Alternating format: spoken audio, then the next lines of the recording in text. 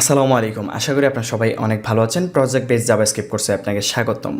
দেখতে দেখতে আমরা আমাদের প্রজেক্টের মোটামুটি বেশ কিছু জিনিস আমরা কমপ্লিট করে ফেলেছি। আমাদের হোম পেজ যেটা ছিল সেটা কমপ্লিট করে ফেলেছি। পাশাপাশি আমাদের প্রোডাক্টস যে পেজটা ছিল সেই পেজটাও আমরা কমপ্লিট করে ফেলেছি। তো আমার এখানে মেবি প্রোডাক্টগুলো লোড হতে একটু সময় লাগতেছে। ওকে, আমাদের প্রোডাক্টগুলো একটু লোড হতে সময় লাগতেছে। যাই হোক, আমরা এখান থেকে তারপর কি করেছি, এখান থেকে প্রোডাক্ট ডিটেলস যে পেজটা ছিল সেই জিনিসটাও নিয়ে কাজ করে ফেলেছি। পাশাপাশি আমি এখানে কি অর্ডার যাতে কমপ্লিট করতে পারি সেই জিনিসটা সিম্পলভাবে আপনাদেরকে দেখিয়ে দিয়েছি। তো মোটামুটি আমরা অনেকগুলো জিনিস নিয়ে কাজ করেছি। এখন আমাদেরকে ড্যাশবোর্ডটা নিয়ে কাজ করতে হবে। যেমন আমরা যদি আসি এখান থেকে আমাদের ড্যাশবোর্ডের যে অংশটা আছে এই জিনিসটা নিয়ে আমি এই ভিডিওতে চাইছিলাম যে আপনাদের সাথে আলোচনা করতে, বাট আমি সিম্পল একটা জিনিস করেছি। সেটা হচ্ছে দেখুন, আমাদের এই যে এখানে প্রোডাক্টগুলো লোড হইতে, তারপরে স্লাইডারটা লোড হইতে একটু সময় লাগতেছে। চাইলে আমরা এখানে একটা স্পিনার বা একটা লোডিং অ্যাড করে দিতে পারি। সেই জিনিসটা কিভাবে করতে পারেন সেই জিনিসটা এই ভিডিওতে আমি আপনাদেরকে দেখাই দিব, এবং পরের ভিডিওতে আমরা মূলত ড্যাশবোর্ডটা নিয়ে কাজ করব। ওকে, তো এখন আমি এখানে কোন জায়গায় দেখাই দিতে পারি, যে কোনো একটা জায়গায় দেখাই দিলে আশা করি আপনারা সবাই বাকি জায়গাগুলোতে অ্যাড করতে পারবেন। আমি মূলত যেই জায়গাগুলোতে অ্যাড করতে পারবেন সেই জিনিসটা বলে দিচ্ছি। সেটা হচ্ছে আপনারা যেই জায়গাতে ডেটাবেস থেকে ডেটাগুলো এনে ফ্রন্ট এন্ডে লোড করতেছেন সেই জিনিসগুলো সেই জায়গাগুলোতে আপনারা কিন্তু চাইলে কি করতে পারেন, লোডিংটা অ্যাড করে দিতে পারেন। আমি যে কোনো একটা জায়গাতে দেখাই দিচ্ছি। যেমন আমাদের মূল প্রজেক্টের মধ্যে আমি কি করেছি, এই একটা জায়গায় এই পেজটার মধ্যে শুধুমাত্র অ্যাড করেছি। কীভাবে দেখুন, এখানে লোড হচ্ছে, দেখবেন এখানে একটা লোডিং ট্যাক্স আসতেছে। ওকে, দেখুন এই যে লোডিং যে টেক্সট আছে সেটা আসতেছে। তো আমি এখানে চাইলে যে কোনো একটা জায়গায় অ্যাড করতে পারি। চাইলে হোম পেজের এখানে স্লাইডারের মধ্যে অ্যাড করতে পারি, চাইলে নিচের অংশে, অথবা আমাদের প্রোডাক্টস যে পেজটা আছে এখানেও করতে পারি। এছাড়া আমরা চাইলে এই যে এখানে ভিউ ডিটেলস যেটা আছে এই পেজটার মধ্যেও করতে পারি। তো এক জায়গায় করলে হইলো, আমি এখানে করতেছি। আপনারা চাইলে সব জায়গাগুলোতে এই জিনিসটা অ্যাড করতে পারেন। এখন আমি সিম্পল জাস্ট লোডিং যে টেক্সট আছে এই জিনিসটা আমি দেখাই দিব। আপনি চাইলে স্পিনারটাও অ্যাড করতে পারবেন। দুইটার মধ্যে তেমন কোনো তফাৎ নাই, জাস্ট একটু সিএসএস মেরে ডিজাইনের একটু পার্থক্য। আমি সিম্পল একটা টেক্সট বসাই দিচ্ছি যাতে আপনাদের সময়টা নষ্ট না হয়। মেইন কনসেপ্টটা আমি আপনাদেরকে বুঝাই দিব। আপনারা কি করবেন, ইউটিউব থেকে জাস্ট একটা স্পিনার কীভাবে ডিজাইন করতে হয় সেই জিনিসটা একটু দেখে জাস্ট ডিজাইনটা করে নেবেন। ডিজাইনটা করার পর কি করতে হবে সেই জিনিসটা ভিডিওটা দেখলেই আশা করি বুঝে যাবেন। তো আমরা কি করব, এটা মূলত কি প্রোডাক্ট ডিটেলস যে পেজটা আছে সেই পেজের মধ্যে আমরা আছি। তো আমরা দেখুন এই যে প্রোডাক্ট ডিটেলস ডট এইচটিএমএল ফাইলটা আমার এখানে ওপেন করা আছে, এবং ডিটেলস পেজের যে জাভাস্ক্রিপ্ট ফাইলটা সেটাও এখানে ওপেন করা আছে। তো আমরা কি করব, যেহেতু লোডিংটা বিভিন্ন জায়গায় ব্যবহার করতে হবে, তার মানে এই সিম্পল একটা কমন একটা জিনিস যেহেতু এটা, তাহলে আমরা এটার জন্য আলাদা একটা ফাইল তৈরি করতে পারি। এবং এটা যেহেতু প্রায় অনেকগুলো পেজের মধ্যে ব্যবহার করা হবে, তার মানে আমরা এটাকে শেয়ার্ড হিসেবে গণনা করতে পারি। তো শেয়ার্ডের মধ্যে আমরা কি করব, এখানে ধরুন লোডিং ডট জেএস আমি একটা ফাইল তৈরি করে নিলাম। তারপর ধরুন এখানে একটা ফাংশন তৈরি করতেছি, লোডিং। এখানে লোডিং বানামটা মেবি ভুল হয়েছে, LOADING। আচ্ছা, যাই হোক, তারপর আমরা কি করব, রিটার্ন। ধরুন এটার ভিতরে কি করব, সিম্পল একটা ট্যাক্স দিয়ে দিচ্ছি, div।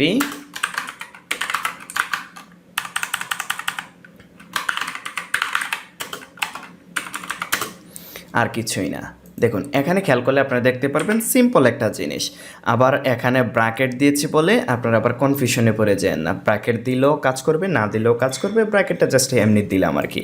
তো এটার ভিতরে সিম্পল একটা টেক্সট আমি এখানে বসাই দিলাম এবং এটাকে রিটার্ন করে দিলাম। তারপর আমরা কি করব, এই ফাইল থেকে আমরা এক্সপোর্ট ডিফল্ট করে দেব কি, লোডিংটাকে। তাহলে আমাদের এই ফাইলের মধ্যে কাজটা শেষ। এখন আমরা চাইলে কি করতে পারি, আমাদের এই যে জাভাস্ক্রিপ্ট ফাইল থেকে আমরা কি করব, কোন জায়গায় এখন লোডিংটা বসাইতে হবে এই জিনিসটা এখন থেকে একটু মনোযোগ সহকারে কথাগুলো শুনবেন। ওকে, আমাদের দেখুন এখানে যে জিনিসগুলো আছে এই সবগুলো জিনিস আসলে কোন জায়গায় অ্যাপ্লাই হচ্ছে দেখুন আপনারা। এখানে দেখুন আমাদের মূলত এই যে একটা জিনিস আছে আমাদের সেকশন, এইটার ভিতরে প্রোডাক্টসটাকে কিন্তু এখানে পেস্ট হচ্ছে। অর্থাৎ আমি যদি HTML ফাইল থেকে সরাসরি দেখাই, সেটা হচ্ছে আমাদের এই যে একটা জিনিস দেখুন, এই যে এইটার ভিতরে কিন্তু আমাদের প্রোডাক্টগুলো লোড হচ্ছে বা প্রিন্ট হচ্ছে। ওকে, এখানেই আমরা লোডিংটাকে অ্যাড করে দিব। এখন সেই জিনিসটা করার জন্য আমি সিম্পল আপনাদেরকে যাতে খুব সহজেই বুঝতে পারেন তার জন্য আমি কি করতেছি, একটা আগে HTML ফাইল তৈরি করি আমাদের যে ফাইলগুলো সামনে লাগবে। ধরুন আমরা কি করতেছি, এই যে ড্যাশবোর্ড যেটা আছে এখানে, এই ড্যাশবোর্ডের জন্য আমি আগে একটা HTML ফাইল তৈরি করে নিই। HTML ফাইলটা কেন তৈরি করতেছি, এই ফাইলের মধ্যে আমি লোডিং জিনিসটা দেখিয়ে তারপরে এখানে অ্যাপ্লাই করলে আমি মনে করি যে আপনারা খুব সহজে বিষয়টা বুঝতে পারবেন। আমাদের সামনে যেহেতু ড্যাশবোর্ড HTML ফাইলটা লাগবে, তো আমি সেই জিনিসটা ধরুন এখানে তৈরি করে নিচ্ছি। এখানে ড্যাশবোর্ড ডট এমএল একটা just dashboard dot HTML file তৈরি করে নিলাম এবং এখানে এই জিনিসটা তৈরি করে নিলাম।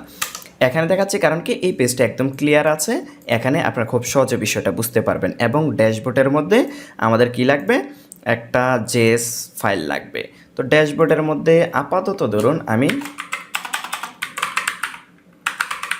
ড্যাশবোর্ড ডট জেএস একটা ফাইল তৈরি করে নিলাম। ওকে, এখন এই যে ফাইলটা থাকবে এটাকে কি করব, জাস্ট এখানে লিঙ্ক আপ করে নিচ্ছি। এসআরসি আমি কি করলাম, এই যে এখান থেকে ড্যাশবোর্ড, এখান থেকে যাইতে হবে কি জেএস, তারপর ড্যাশবোর্ড ডট জেএস। আর টাইপটা অবশ্যই কি করতে হবে, আমাদেরকে মডিউল দিয়ে দিতে হবে। এখানে কি করব, আমরা মডিউল দিয়ে দিব। আর এই যে ড্যাশবোর্ড HTML ফাইলটাকে কিন্তু আমাদেরকে এখান থেকে মানে এখানে লিঙ্ক আপ করে দিতে হবে, না হলে কিন্তু আমরা এগুলো পাবো না, রাইট? তো আমি কি করতেছি, ইন্ডেক্স ডট HTML যেটা আছে এখান থেকে ইন্ডেক্স ডট HTML এখানে ধরুন কানেকশন করাই দিচ্ছি। এখানে কি ড্যাশবোর্ড ডট HTML, তার মানে আমরা এখন ড্যাশবোর্ড HTML ফাইলের মধ্যে যাইতে পারবো। এই যে দেখুন, আচ্ছা এইটা হচ্ছে কোন পেজের মধ্যে আছে, আমরা আপাতত ডিটেলস পেজ। এখন আপনাদেরকে কী করতে হবে, প্রতিটা জায়গায় কিন্তু আপডেট করতে হবে। আমি আর সেদিক যাচ্ছি না, আমি কি করতেছি, এখান থেকে হোমে মানে ইন্ডেক্স ডট HTML আসলাম, এই ফাইলের মধ্যে কিন্তু ড্যাশবোর্ডের লিঙ্কটা দেওয়া আছে, আমি এখানে গেলাম। যার পর দেখুন আমরা জাস্ট ড্যাশবোর্ড ডট HTML এর মধ্যে চলে আসছি। ওকে, এখন আমি কনসোলটাকে ওপেন করে রাখলাম। আপনারা এখন থেকে একটু কথাগুলো মনোযোগ সহকারে বুঝবেন, কনসেপ্টটা আপনাকে একটু বুঝতে হবে। ওকে, তো এইবার আমি এই ইন্ডেক্স ডট HTMLটাকে আপাতত কেটে দিচ্ছি। দেখুন ড্যাশবোর্ডের মধ্যে এই যে ড্যাশবোর্ড, এই দুটার মধ্যে আমরা এখন কাজটা করব। ওকে, এখানে আমি কি করতেছি, লোডিংটাকে ইম্পোর্ট করে নিচ্ছি। লোডিং আপনারাও ইম্পোর্ট করে নেবেন। আচ্ছা সরি, এইভাবে ইম্পোর্ট করতে চাইনি আমি। ইম্পোর্ট লোডিং, এই হচ্ছে লোডিং। অবশ্যই লাস্টে আমাদেরকে ডট জেএসটা দিয়ে দিতে হবে। আচ্ছা ঠিক আছে, এইবার আমি কি করব, ধরুন আমাদের এই এখানে কোনো একটা ডিএভি আছে, কোনো একটা ডিএভি থাকলো, ডিএভির মধ্যে একটা আইডি দিয়ে দিচ্ছি। আইডি আইডা হলো রুট।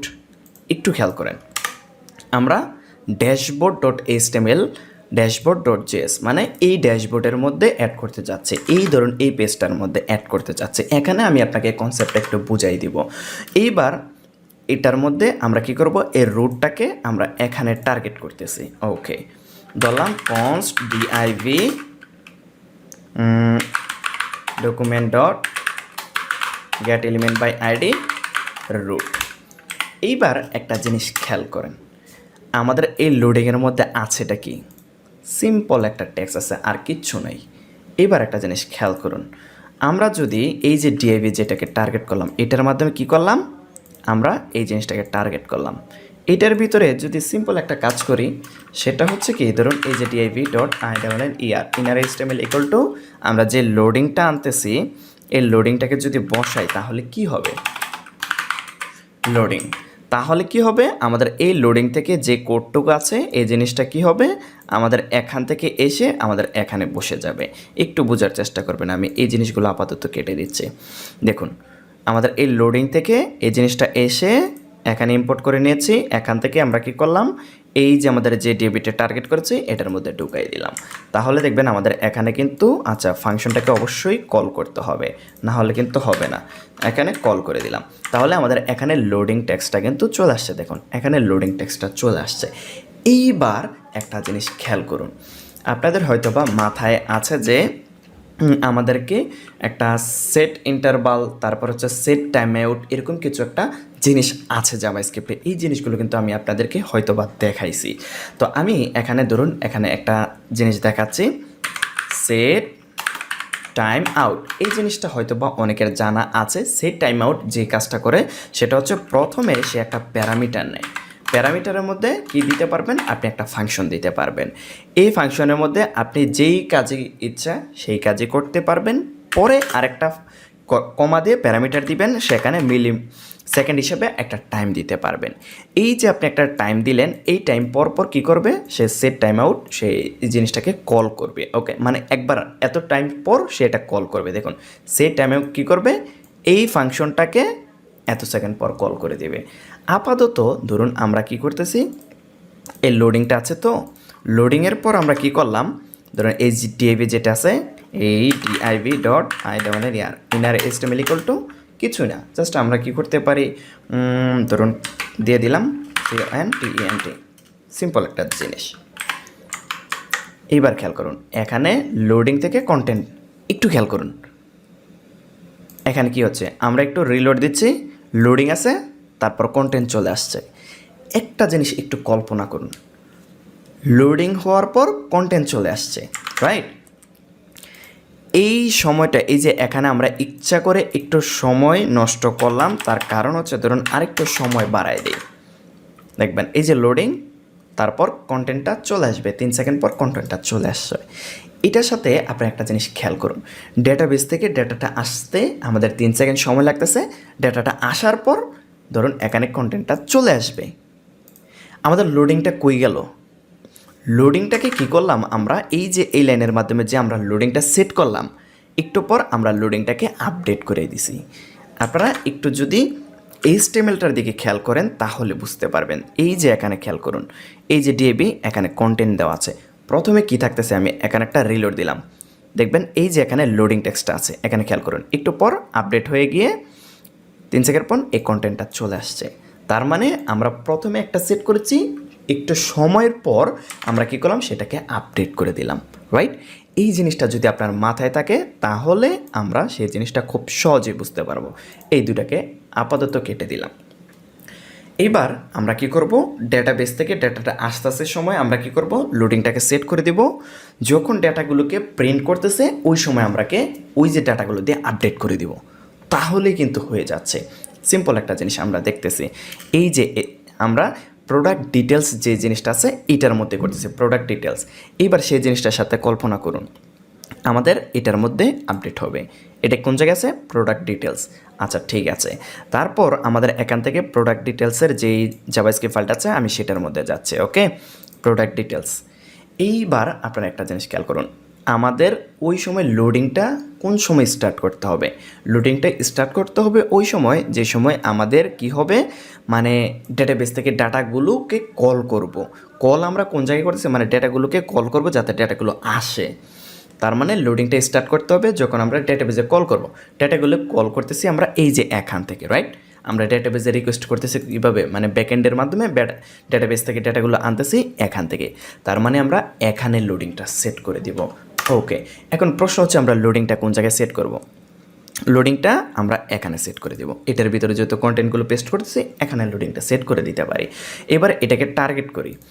এবার টার্গেটটা আমাদের যেহেতু এখানে করা আছে, আমরা একটা কাজ করতে পারি, এইখান থেকে এই পর্যন্ত জিনিসটাকে যাতে বারবার লিখতে না হয় কাট করে আমি ওপরে কি করতেছি, কনস্ট রুট ডিফ এখানে এটা বসাই দিলাম। ওকে, এইবার চাইলে কিন্তু আমরা সব জায়গায় এটা ব্যবহার করতে পারি। এই জিনিসটাকে কি করব, জাস্ট এই যে এখানে যেখান থেকে কাট করে আনলাম, এখানে কাজটা কিন্তু আগেরই যা ছিল, এখানে সরাসরি আমরা কি করেছিলাম, এই জিনিসটাকে দিয়ে আমরা এখানে পেস্ট করেছিলাম।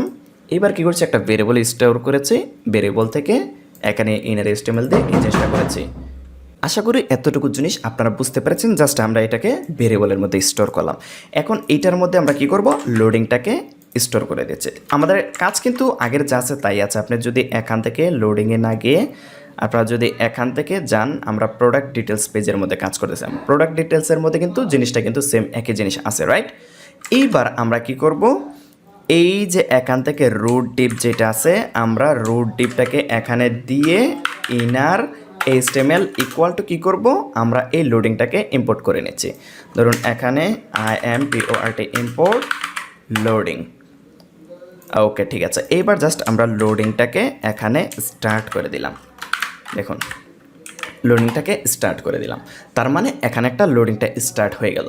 এখন লোডিংটা কিন্তু স্টপ করতে হবে, যেমনটা আমরা এই যে এখানে ড্যাশবোর্ড ডট জেএসের মধ্যে কিন্তু দেখুন আমরা কন্টেন্টটাকে কী করেছিলাম, আপডেট করে দিয়েছিলাম। এই যে একটু পর যখন আমরা কন্টেন্টটাকে আপডেট করে দিচ্ছিলাম তখন কিন্তু লোডিংটা অটোমেটিক্যালি চলে যাচ্ছিল, কন্টেন্ট লেখাটা চলে আসতেছিল। এখানেও সেম একটা জিনিস আমাদেরকে করতে হবে।